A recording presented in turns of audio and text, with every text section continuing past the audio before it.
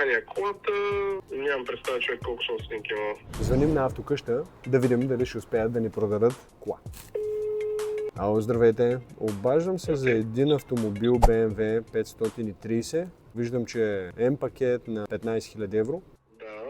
Нещо да ми кажете повече за автомобила? Има ли някакви удари? Откъде е вкаран? Малко повече информация? От Германия колата. Какво точно като информация Са пасивни да ви хората. кажа? Исках да видя дали колко собственика е имал. Нямам представа човек колко собственик има, да ти кажа. Да, Не мога да отговоря на този въпрос.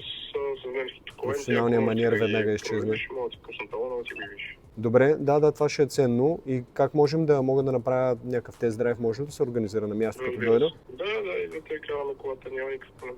Добър е автомобил, цената си струва и електричките са предостатъчни за модела. Даже много рядко ще намериш такъв автомобил с такива електри. Ще го имам предвид, ще видя дали ще ми пасне, ще говоря с нея, потенциално да ти звънна, да видя как са нещата.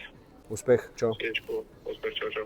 На хората им е много трудно да идентифицират кой е клиента, от какво има нужда и да разберат малко повече за него. Сякаш хората, които продават, са просто като едни информационни агенции, които не те интересува кой е от другата страна, а буквално си наизустил 4 неща, от които си мислиш, че си търговец, само че това не е пазара и икономиката се движи по друг начин.